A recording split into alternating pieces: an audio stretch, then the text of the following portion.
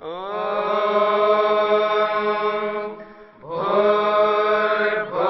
स्वः तत्सवितुर्वरेण्यं भर्गो देवस्य धीमहि धियो यो नः प्रचोदयात्।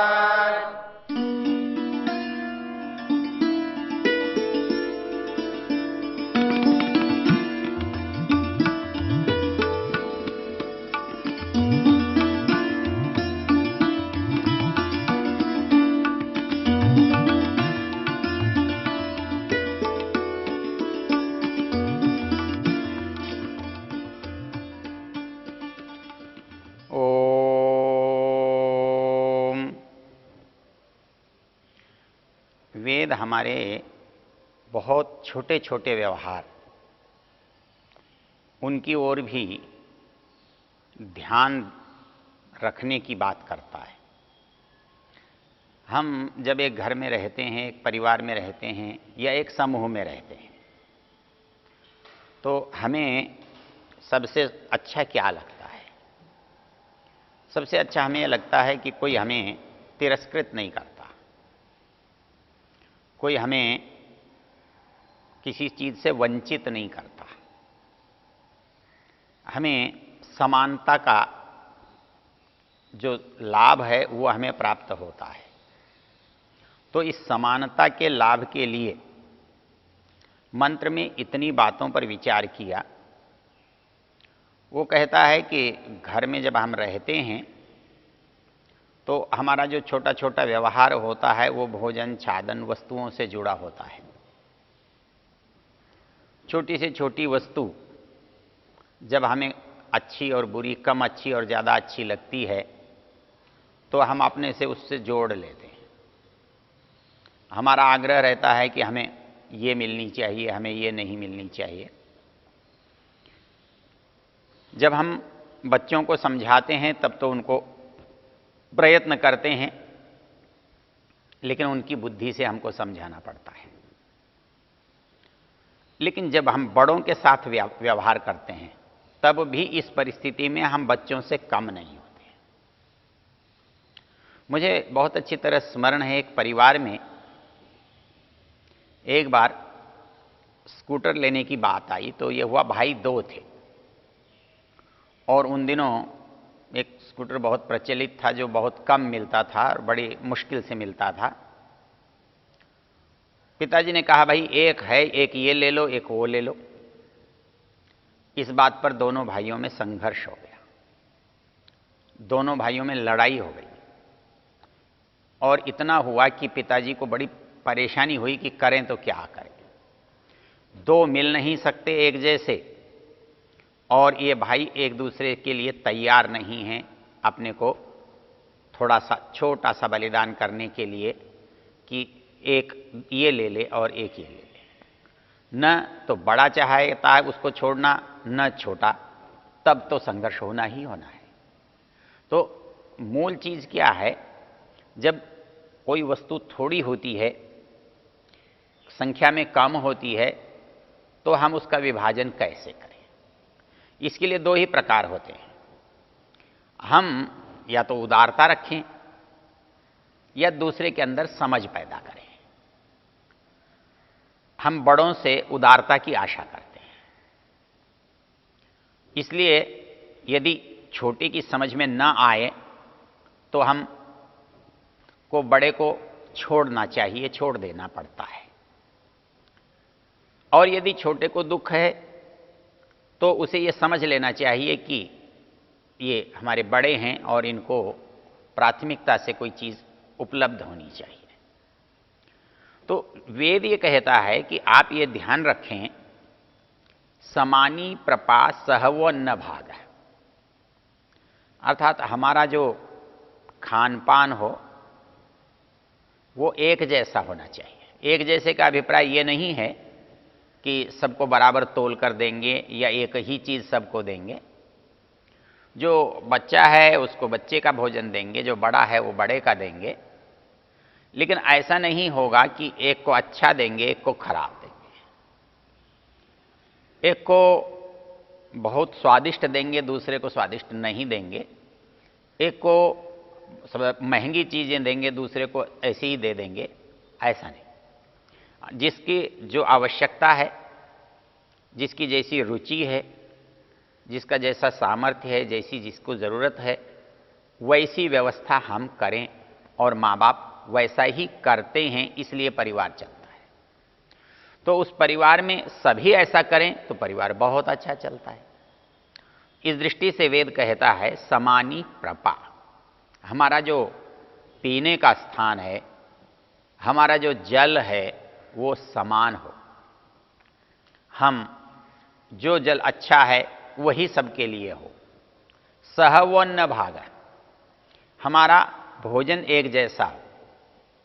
और इसके लिए हमारे घरों में एक नियम है। आचार्य मनु कहते हैं एक गृहस्थी को या तो हुत शेष खाना चाहिए या भुक्त शेष खाना चाहिए। ये बड़ा एक मार्मिक सिद्धांत है। क्यों? क्योंकि हमारे घर में भोजन अच्छा दो ही परिस्थितियों में बनता है या हम बनाने का यत्न करते हैं। यदि हम ईश्वर के नाम पर भोजन बनाते हैं, प्रसाद बनाते हैं, तो हम सोचते हैं अच्छा ही बनाना चाहिए। हम सोचते हैं कि हवन में आहुति डालनी है तो देसी घी का हलवा ही होना चाहिए। हम भगवान को भोग लगाना चाहते हैं तो उत्तम पदार्थ ही होने चाहिए। और ऐसी ही एक परिस्थिति और है, जब हमारे घर में कोई अतिथि आता है तब भी हम जो अपना सबसे अच्छा है वो प्रयत्न करते हैं। हम उसके लिए अच्छा आसन देते हैं, अच्छा बिस्तर देते हैं, अच्छा भोजन देते हैं, अच्छा खान पान देते हैं। हमारे ऋषियों ने एक अद्भुत मनोवैज्ञानिक काम किया है। वो मनोवैज्ञानिक काम किया है, वो ये कहते हैं या तो आप अतिथि को खिला के खाओ या आप आहुति देकर खाओ। हम क्या समझते हैं, लोगों ने हमारा बड़ा भारी नुकसान किया हुआ है कि हम अग्नि में व्यर्थ ही आहुति दें, अपने घी सामग्री को नष्ट करें और या दूसरे को खिलाएं। क्यों खिलाएं? जो चीज़ हमने अपने लिए बनाई है, अपनी मेहनत से बनाई है, तो वो हमारे लिए ही क्यों न हो, दूसरे के लिए क्यों हो? इसमें एक समझने की बात है। मनुष्य जब अकेला खाता है या केवल घर में खाता है तो वो जैसे तैसे खाने से काम चला लेता है। और विशेष रूप से आप यह देखें, घर में जो महिला है, यदि वहाँ पुरुष ना हो, वो अकेली हो, बाकी लोग कहीं चले गए हों, तो प्रायः वो शायद बिना भोजन बनाए ही काम चला लेना चाहती है या कुछ ऐसे ही छोटा मोटा बनाकर काम चला लेती है। लेकिन जब वो दूसरों के लिए बनाती है, परिवार के सदस्यों के लिए बनाती है, तो वो बहुत अच्छा बनाती है, सुंदर बनाती है, स्वादिष्ट बनाती है, चाहती है कि अधिक बने, सब ज़्यादा से ज़्यादा लोग इसका उपभोग करें, खाएं। और उसी तरह से जब घर में कोई अतिथि आ जाए तो हमारी वो धारणा और अच्छी हो जाती है। हम सोचते हैं कुछ विशिष्ट पकवान बनाए जाएं, कोई विशिष्ट मिठाई मंगाई जाए, कुछ फल मंगाए जाएं और हम अपने अतिथि की रुचि के अनुकूल बहुत अच्छा भोजन कराएं। हम यज्ञ नहीं करते, हम कुछ भी खा लेते हैं, कुछ भी खाकर काम चला सकते हैं। लेकिन यदि हमारा दैनिक जीवन यज्ञ करने का है तो हमारे घर में घी भी होगा, दूध भी होगा, फल भी होंगे, मिष्टान्न भी होंगे। हम क्योंकि उसका उपयोग करेंगे यज्ञ के लिए, देवताओं के लिए, भोग के लिए। तो हमारे ऋषि ये जानते हैं कि आपको अच्छा खाना चाहिए, अच्छा पहनना चाहिए, अच्छा रहना चाहिए, तो आप अपने आप उतना अच्छा अपने लिए नहीं करेंगे। तो इसके लिए आपके मन में सदा ये रहना चाहिए कि आप देवों के लिए कर रहे हैं, आप अच्छा करेंगे। आप अतिथियों के लिए कर रहे हैं, निश्चित रूप से आप अच्छा करेंगे। इससे एक लाभ तो हमें होता है और दूसरा सबसे बड़ा लाभ क्या होता है? मनुष्य का स्वभाव स्वार्थ का है। उसकी प्रवृत्ति सहज रूप से अपने हित के लिए जाती है, लेकिन वो हमारा हित कालांतर में जाकर के समाज के संदर्भ में हानि करने वाला बन जाता है। अर्थात मेरे घर में यदि मैं अकेला खाने लगूं और मेरे परिवार के सदस्य भूखे रहें तो मेरा परिवार टिका नहीं रह सकता, इकट्ठा नहीं रह सकता, प्रेम पूर्वक नहीं रह सकता, छीना झपटी होगी, असुरपना हो जाएगा। उसी तरह मैं अपने परिवेश में और समाज में यदि अकेला ही लाभ उठाना चाहूँगा, अकेला ही सारे सुख लेना चाहूँगा, तो वहाँ मेरे साथ भी वही होगा। दूसरे लोग मुझे मेरे सुख से वंचित करने का यत्न करेंगे, वो छीनेंगे। इसलिए हमारे यहाँ ये कहा गया है कि हम किसी को खिला करके खाएं, अतिथि को खिला करके खाएं, जो गरीब है उसको खिला करके खाएं, जो असहाय है उसको खिला करके खाएं।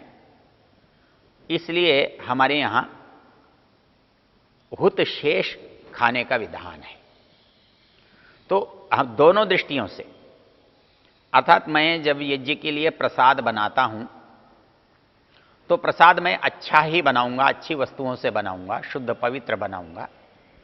जब मैं अतिथि के लिए बनाऊंगा तो श्रेष्ठता से बनाऊंगा, उत्तमता से बनाऊंगा, प्रशंसा के योग्य बनाऊंगा।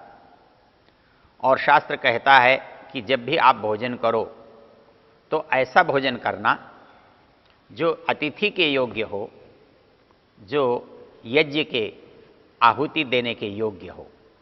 अर्थात निम्न स्तर का, कम गुणवत्ता का भोजन आपको नहीं करना। और इसके लिए गीता ने तो बहुत ही सुंदर पंक्ति लिखी है।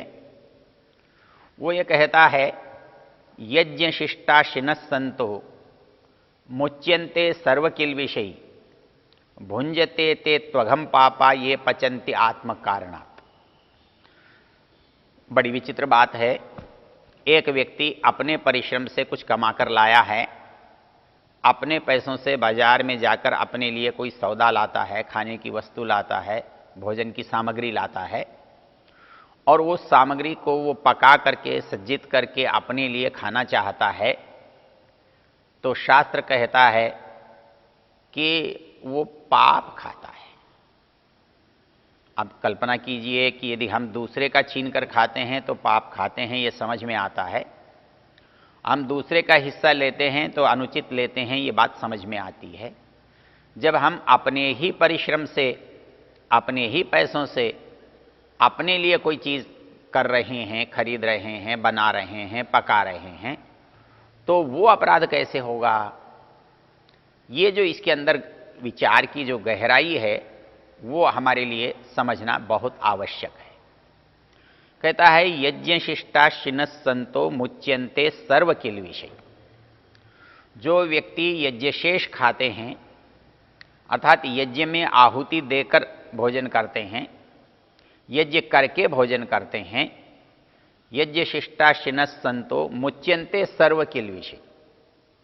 वो किल्बिष संस्कृत में पाप को कहते हैं, बुराई को कहते हैं। कहता है, ते सर्व किल्बिषै मुच्यन्ते। उनसे समस्त जो पाप हैं, बुराइयां हैं, वो दूर हो जाती हैं। लेकिन इतना ही नहीं कहा, केवल इतना कहता तो एक पक्ष थोड़ा सा हल्का रह जाता। दूसरी ओर वो ये कहता है, भुंजते ते त्वघम पापा ये पचन्ति आत्म कारणात्। जो केवल अपने लिए पका रहे हैं वो अघम पाप को ही पका रहे हैं और पाप को ही खा रहे हैं। संसार में इससे बड़ा, इससे अच्छा आदर्श और नहीं हो सकता।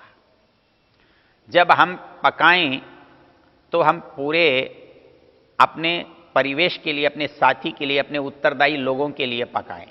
अर्थात एक घर में जब बनाएं तो पूरे घर के लिए बने, और पूरे घर के लिए बनने के साथ हमारे अतिथि के लिए बने, हम पर निर्भर रहने वाले व्यक्ति के लिए बने, जो असहाय है, जो हमारे भी भरोसे पर जीवित है, उसके लिए बने। तब हम निष्पाप हो सकते हैं। हमारा पाप क्या है? हमारा पाप ये है कि जो मुझ पर निर्भर है मैं उसकी चिंता ना करूं, चाहे वो मेरे बच्चे हैं, मेरा पशु है, मेरे प्राणी हैं, मेरे मित्र हैं, हाँ, या मेरा अतिथि है, जो मुझ पर निर्भर है, यदि उसके बिना करता हूं तो मुझे आनंद भी नहीं आएगा। आप क्या कल्पना कर सकते हैं, आपके घर में एक अतिथि बैठा है, आपको बहुत भूख लगी है, तो क्या आप उस अतिथि से बचकर खाकर जाना चाहेंगे? क्या ऐसा कोई कर पाएगा? नहीं कर सकता। ऐसा करना उसके लिए मानसिक दृष्टि से बहुत बोझिल होगा, अशिष्टताजनक होगा, असुविधाजनक होगा, आप और आने वाले के लिए अपमानजनक होगा। तो इसलिए हमारे ऋषियों ने कहा कि जब आप यज्ञ करके खाते हैं तो आप एक तरह से सबको दे करके खाते हैं, सबको उपलब्ध करा करके खाते हैं। जब आप अतिथि को देकर खाते हैं तो उसको सम्मान दे करके खाते हैं, उसको उसका अधिकार दे करके खाते हैं। तो इसलिए वेद कहता है कि जिस काम को आप करो तो जिन लोगों के साथ रहते हो, जिस परिवार में आप रहते हो, उसमें उनका जो अपना अधिकार है, उनका जो अपना स्थान है, वो स्थान स्वीकार्य होना चाहिए, बना रहना चाहिए। उनकी उतनी ही चिंता होनी चाहिए जितनी उनकी होनी चाहिए, जितनी चिंता की उन्हें आवश्यकता है। यदि इस दृष्टि से हम काम करेंगे तो हम कभी पाप के भागी नहीं बनेंगे, अपराध के भागी नहीं बनेंगे, दुख के भागी नहीं बनेंगे। इसलिए इस मंत्र में इस बात पर विशेष जोर दिया है कि जो हमारी बहुत छोटी छोटी बातें भी हैं, उनके अंदर भी विशेष रूप से किसका बोध होना चाहिए? समानता का बोध होना चाहिए। जो ये समानता का भाव है, ये हमारे व्यवहार में आना चाहिए। वो कहते हैं समानी प्रपा, अर्थात हमारा जो पान का स्थान है, पीने का स्थान है, हमारा जो पीने की वस्तु है, वो सबको एक जैसी मिलनी चाहिए, समान मिलनी चाहिए, यथेच्छ मिलनी चाहिए। सहवोन्न भागः, अर्थात हमारा जो भोजन है वो एक ही स्थान पर बनना चाहिए, एक जैसा बनना चाहिए, सबसे सबका समान भोजन होना चाहिए, योग्यता वाला होना चाहिए, गुणों वाला होना चाहिए। समानी प्रपा सहवन्न भाग, समाने योक्त्रे, हमें जो काम मिलना चाहिए वो भी हमारी योग्यता के अनुकूल मिलना चाहिए, हमारे सामर्थ्य के अनुकूल मिलना चाहिए। ऐसा नहीं हो कि हमारा सामर्थ्य कम है, हमें काम का उत्तरदायित्व अधिक दे दिया, या हमारी जो प्रतिष्ठा है, हमारी जो योग्यता है, हमारा जो स्थान है, उसकी अपेक्षा से हमारे को कम स्तर का काम मिला, हमारी कम योग्यता का काम मिला, तो काम भी अच्छा नहीं होगा, और यदि किसी को गलत काम दिया जाएगा तो काम भी बिगड़ जाएगा। समाने योक्त्रे सह वो युनज्मी, कहता है कि ये सोच विचार करके हम काम का विभाजन करें, काम का वर्गीकरण करें, कि जो जिसको काम को कर सकता है, जिस काम में जिसकी रुचि है, हमारे को जैसी आवश्यकता है, उसमें हमारा संतुलन रहना चाहिए।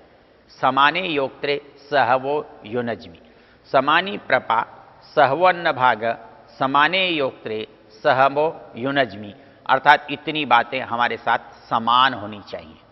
इस समानता से जब हम काम करेंगे तो ये समानता हमारे अंदर सौमनस्य पैदा करेगी। इस सूक्त का जो नाम है वो है सौमनस्य सूक्त, अर्थात ऐसा काम जिस काम को करने से हमारा मन प्रसन्न हो, और हमारा मन ही प्रसन्न न हो बल्कि दूसरे को भी प्रसन्नता की प्राप्ति हो। इसलिए ऋषि लोग कहते हैं आपके व्यवहार में समानता होगी तो निश्चित रूप से सौमनस्य भी उत्पन्न हो सकेगा।